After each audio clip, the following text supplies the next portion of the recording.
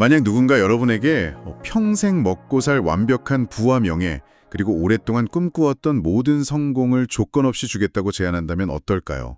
와, 듣기만 해도 가슴이 벅차오르는 이야기네요. 그렇죠. 그런데 단 하나의 조건이 붙습니다. 여러분이 가장 사랑하는 존재, 혹은 여러분 삶의 가장 근원적인 의미가 되는 존재는 그 화려한 성공의 자리에 함께 갈 수 없다는 겁니다. 여러분은 이 거래를 받아들이시겠습니까? 그건 좀 너무 잔인한 조건 아닌가요? 네, 맞아요. 안녕하세요.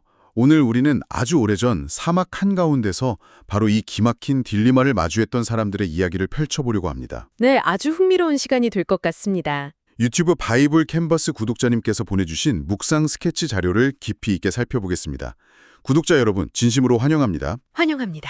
오늘 우리가 다룰 이야기는 단순히 수천 년 전의 낡은 역사책 속 에피소드가 아니거든요. 바로 오늘 아침 출근길에 오르는 우리의 마음 가장 깊은 곳을 찌르는 아주 날카로운 주제입니다. 맞습니다. 오늘 배경이 되는 텍스트가 출애굽기 32장과 33장인데요. 상황에 아주 극적으로 치닫고 있는 순간이죠. 그 이스라엘 백성들이 산에 올라간 모세를 기다리다 못해서 금송아지 우상을 만들어버린 엄청난 사건 직후잖아요. 네, 그 배경을 이해하는 것이 이 자료를 해독하는 첫 번째 열쇠입니다. 이 금송아지를 만든 건 단순한 실수가 아니었거든요. 단순한 실수가 아니다. 네, 애굽 즉 이집트의 노예 생활에서 자신들을 구원해낸 하나님을 눈에 보이는 물리적인 형상으로 축소시키고 통제하려 했던 영적인 반역이었죠. 아, 통제하려고 했다. 그렇죠. 자신들의 입맛에 맞는 자신들을 안심시켜줄 수호신을 스스로 조립해낸 겁니다. 야, 그렇게 들으니까 진짜 끔찍한 배교 사건이네요. 이 일 때문에 민족 전체의 운명이 벼랑 끝에 매달리게 됐고, 모세는 이들을 살려달라고 산 위에서 처절하게 중보 기도를 하고 있던 참이었고요. 네, 바로 그 벼랑 끝에서 하나님께서 아주 충격적인 마치 폭탄 같은 선언을 하십니다. 맞아요. 제가 자료의 내용을 그대로 옮겨보자면 이렇거든요. 내가 너희에게 약속한 땅, 그 젖과 꿀이 흐르는 가나안 땅은 주겠다. 심지어 사자, 즉 천사를 먼저 보내서 그곳에 있는 적들도 다 쫓아내주겠다. 그런데 나는 너희와 함께 올라가지 아니하리라. 와, 이거 진짜 숨이 턱 막히는 상황 아닙니까? 제 말이요.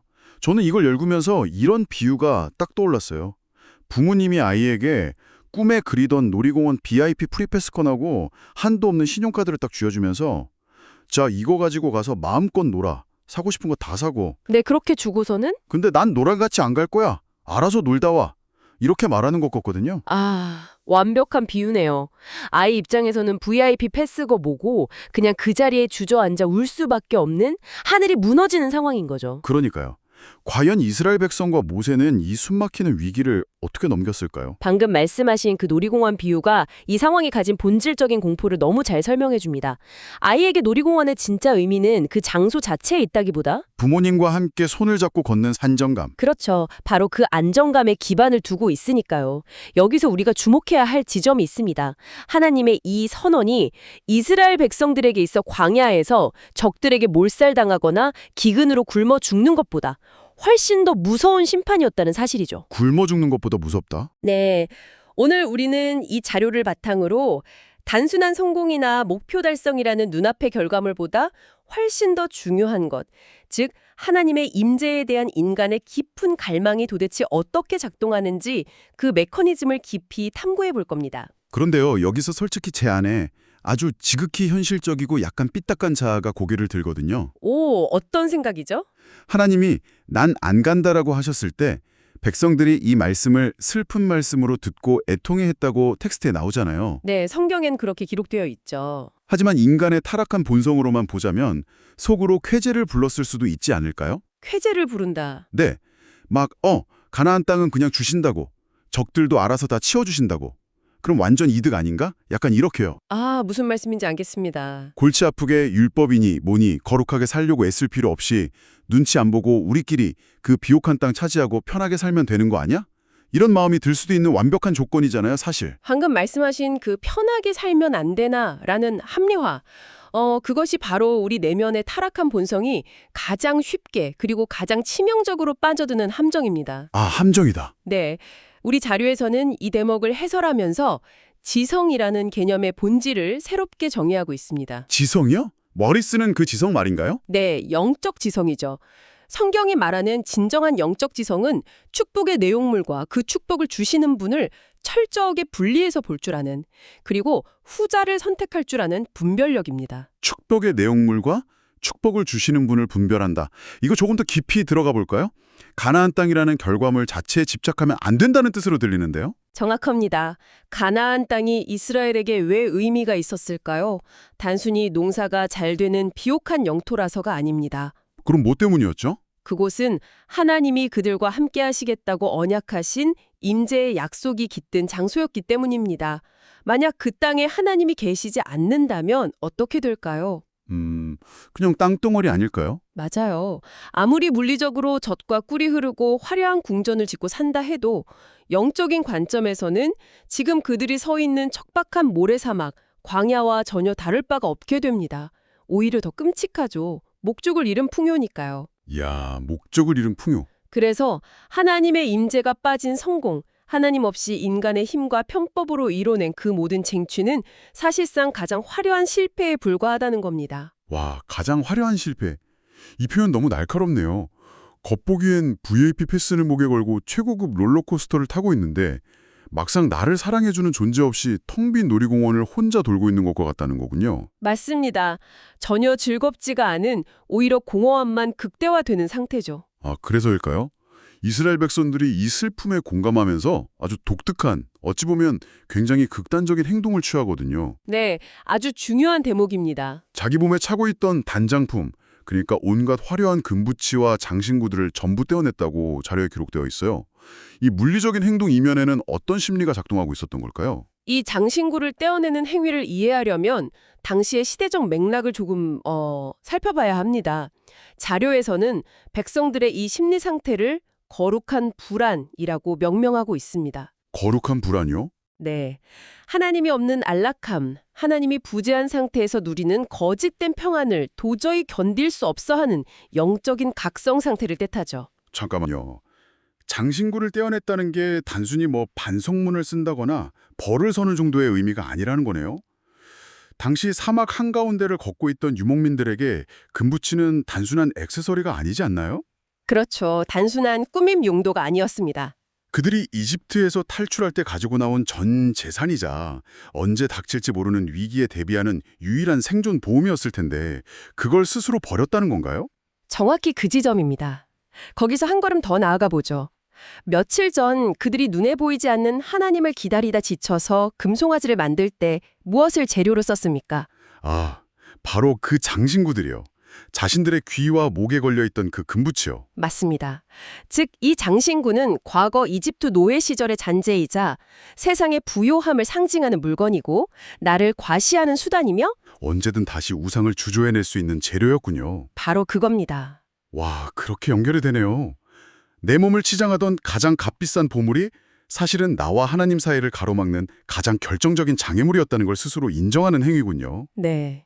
이스라엘 백성들이 진영 밖에서 장신구를 뜯어냈다는 것은 세상이 주는 그 어떤 화려한 보석이나 물리적인 보장으로도 하나님의 부재로 인한 영혼의 공허함을 채울 수 없다는 뼈저린 고백입니다. 뼈저린 고백이다. 진정한 회개란 그저 입술로만 잘못했습니다라고 읊조리는 것이 아닙니다. 내 영혼의 불안을 달래기 위해 하나님 대신 의지하고 치장했던 그 가짜 안전장치들을 내 손으로 직접 벗어 던지고 가장 취약하고 발가벗겨진 민낯으로 창조주 앞에 서는 것입니다. 아, 정말 깊은 의미가 있었네요. 이스라엘은 비로소 그 거룩한 불안 속으로 자발적으로 걸어 들어간 거군요. 맞습니다. 그런데요, 이스라엘 백성들이 진 밖에서 그렇게 자신들의 생존 보험을 뜯어내며 슬퍼하고 있을 때 우리의 주인공 모세의 대처 방식은 완전히 달랐습니다. 네, 모세는 달랐죠. 자료를 보면 모세는 백성들이 잃어버린 화려함에 집중할 때 아주 고요하고 특별한 공간으로 시선을 돌리거든요. 거기가 바로 회막이었습니다. 저는 이번 묵상 스케치 자료에서 이 회막 장면에 완전히 매료됐어요. 어떤 부분에서 그렇게 매료되셨나요? 하나님께서 회막에서 모세를 대하실 때 친구가 자기의 친구와 이야기함 같이 대면하셨다는 구절이요. 아, 그 구절은 정말 성경 전체를 통틀어 가장 아름답고 동시에 고대 사회의 맥락에서는 가장 파격적인 구절 중 하나입니다. 제 말이 그겁니다. 우리가 흔히 생각하는 고대 시대의 신들이라고 하면 막 먹구름 속에서 천둥 번개를 치며 재물을 요구하고 심기라도 거스르면 당장 전염병을 내리는 무시무시한 폭군이나 심판자의 이미지가 강하잖아요. 그렇죠. 인간은 그저 두려움에 떨며 바닥에 납작 엎드려야 하는 존재고요. 네. 그런데 친구와 이야기하듯이 그것도 베스트 프렌드처럼 아주 친밀하게 인격적인 교제를 나누셨다니 어떤 무거운 의무감이나 거래가 아니라 완벽한 관계성에 기반을 두고 있었다는 게 정말 놀랍습니다. 그 놀라움이 모세가 경험한 은혜의 핵심입니다. 고대 근동의 종교관에서는 신과 인간 사이의 대화라는 건 존재하지 않았습니다. 일방적인 명령만 있었겠죠. 맞습니다. 오직 일방적인 명령과 공포, 그리고 그것을 무마하기 위한 재물이라는 거래만 있었죠. 하지만 이 회막 안에서 드러나는 하나님의 성품은 전혀 다릅니다. 이 장면은 신앙의 본질이 궁극적으로 창조주와의 인격적이고 깊은 교제에 있다는 것을 명확하게 보여줍니다. 네, 인격적인 교제. 모세가 이 친밀함 속에서 하나님께 어떤 기도를 드렸는지 가만히 들여다보세요. 백성들을 용서해달라는 청원을 넘어서 아주 대담하고 당돌한 요구를 던집니다. 주께서 친히 가지 아니하시려거든 우리를 이곳에서 올려 보내지 마옵소서. 와, 그건 거의 배수진을 치는 거네요. 주님이 우리와 함께 가시지 않는다면 천사가 호위하고 적과 꿀이 흐르는 가나안 땅이라도 우리는 이 사막에서 단 한 발짝도 움직이지 않겠습니다 하고 벌치는 거잖아요. 네, 물러서지 않겠다는 거죠. 어떻게 일개 인간이 창조주에게 이런 협상, 아니 때를 쓸 수 있는 걸까요? 그건 때를 쓰는 게 아닙니다. 모세는 이 대화 직후에 원하건대 주의 영광을 내게 보이소서라고 간구합니다. 그는 지금 하나님의 마음을 가장 깊이 이해하고 있는 겁니다. 하나님의 마음을요? 네, 하나님이 원하시는 것은 이스라엘이 가나안 땅에 번듯한 국가를 세우는 물리적 성취가 아니라 당신의 백성들과 사랑의 관계를 맺는 것이라는 사실을 알았던 거죠. 여기서 자료에 인용된 아주 묵직한 명언이 하나 등장하는데요. 아, 누군가요? 17세기 청교도 신학자인 토마스 왓슨의 말입니다. 하나님의 임재는 성도에게 천국의 맛보기며 그분의 부재는 영혼에게 가장 어두운 맘이다. 천국의 맛보기와 가장 어두운 밤. 진짜 극명한 대비네요. 결국 천국이라는 건 어떤 금은보화로 꾸며진 장소가 아니라 하나님이 계신 상태 그 자체를 말하는 거군요. 그렇습니다. 모세는 이 영적인 원리를 뼛속 깊이 깨달았습니다. 만약 하나님이 함께 하시지 않는 가나안 땅에 들어간다면 그 화려한 풍요로움 속에서도 그들의 영혼은 영원히 가장 어두운 밤을 헤매게 될 거라는 사실을요. 아, 끔찍하네요. 그래서 모세는 그 영적인 어둠을 본능적으로 그리고 단호하게 거부한 겁니다. 설령 평생을 이 메마르고 위험한 모래바람 부는 광야에서 천막을 치고 살아야 한다 할지라도 그곳에 천국의 맛보기인 하나님의 임재만 있다면 거기가 바로 진짜 가나안이라는 것을 모세는 확신하고 있었습니다. 네. 이 애끓는 갈망은 인간이 창조주에게 바칠 수 있는 가장 깊은 차원의 사랑 고백이자 영적인 생존을 위한 처절한 부르짖음이었던 겁니다. 이야기를 나누다 보니 머릿속에 흩어져 있던 퍼즐 조각들이 하나의 선명한 그림으로 완성되는 느낌입니다. 오늘 살펴본 바이블 캔버스의 묵상 스케치 내용이 우리에게 던지는 메시지는 아주 분명하네요. 네, 명확하죠. 내 치밀한 인생 계획, 남들 보기에 번듯한 물리적인 성공이 우선이 아니라 주님의 임재가 모든 것의 전제 조건이 되어야 한다는 것. 주님이 안 가시면 저도 안 갑니다. 라고 선언했던 모세의 거룩한 배수진. 맞습니다. 그리고 자신들을 거짓된 안락함으로 포장하고 있던 화려한 이집트의 장신구들을 기꺼이 모랫바닥에 내던진 이스라엘 백성들의 결단. 이 모든 이야기가 결국 하나의 진리를 가리키고 있습니다. 성공보다 중요한 것은 성공의 주관자이신 하나님 그분 자체라는 사실이죠. 이제 이 거대한 고대의 이야기를 구독자 여러분의 구체적인 현실, 바로 오늘 하루의 삶 속으로 가져와 적용해 볼 시간입니다.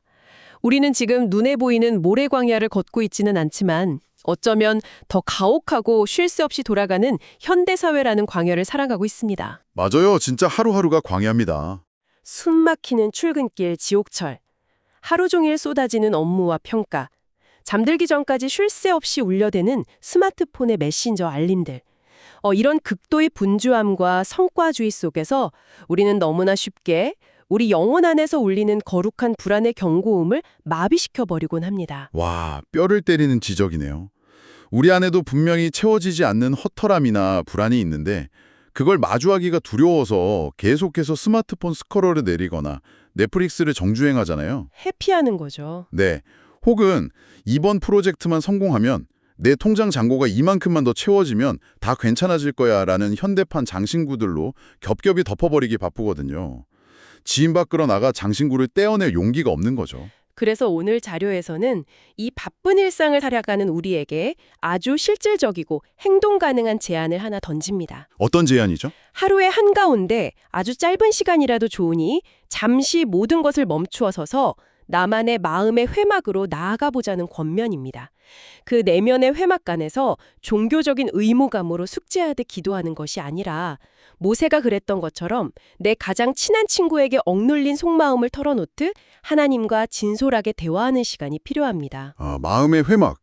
이 훈련을 위해 자료에서 소개하는 바이블 캔버스의 3단계 묵상법이 매우 훌륭한 나침판이 될 수 있습니다. 맞아요. 저도 이 3단계 묵상법 부분이 굉장히 인상 깊었는데요. 네, 첫 번째는 묵상 스케치로 성경 말씀을 읽으며 하루의 영적 뼈대를 세우는 스케치 단계입니다. 네, 스케치. 두 번째는 지금 우리가 하는 이 대화처럼 메시지를 깊게 있게 들으며 내 삶의 구체적인 상황에 색을 입히는 컬러링 단계죠. 그리고 마지막 세 번째가 찬양을 부르며 그날의 묵상을 내 영혼에 새겨 넣는 시그니처의 과정입니다. 네. 이 3단계의 과정을 매일 조금씩 실천해 나갈 때 구독자 여러분의 그 분주하고 팍팍한 일상이 단지 무의미하게 흘러가는 시간이 아니라 매 순간 하나님의 영광이 머무는 거룩하고 생명력 넘치는 성소가 될 수 있다는 것. 이것이 바로 오늘 자유가 우리에게 전하고자 하는 궁극적인 축복의 메시지입니다. 영혼에 나만의 시그니처, 서명을 남긴다. 그 과정 자체가 이미 천국의 맛보기를 경험하는 시간이 되겠네요. 맞습니다. 자, 오늘 이 깊고 진한 탐구를 마무리하면서 끝까지 함께 해주신 구독자 여러분의 뇌리에 남을 만한 자료에는 명시적으로 나와 있지 않지만 우리 삶을 뒤흔들 수 있는 질문을 하나 던지고 싶습니다. 네. 상상해 보시죠. 이스라엘 백성들이 자신들의 가장 큰 자랑거리이자 생존 보험이었던 화려한 장신구들을 모랫바닥에 전부 떼어버린 그 다음 날 아침. 텐트 밖으로 나와 눈을 떴을 때 그들은 과연 어떤 기분을 느꼈을까요? 텅 빈 목과 팔목을 매만지며 미치도록 허전하고 불안해했을까요? 아니면 평생 자신들을 짓누르던 세상의 무게로부터 벗어나 난생 처음으로 숨막히는 완전한 자유를 맛보았을까요? 정말 깊은 여운을 주는 질문이네요. 구독자 여러분, 내일 아침 여러분이 출근문을 나서기 전에 매일같이 덧입고 나갔던 내가 하나님보다 더 의지하고 위안으로 삼았던 나만의 가짜 안전장치 하나를 의도적으로 집에 두고 나간다면 어떨까요? 그 빈자리를 하나님의 임재로만 채운 채 만원 지하철에 올랐을 때 여러분의 표정은 어떻게 달라져 있을지 상상해 보시기 바랍니다. 내 진짜 민낯을 감추기 위한 그 무거운 장신구를 기꺼이 내려놓고 빈손으로 가볍게 여러분만의 회막을 향해 걸어갈 수 있기를 응원합니다.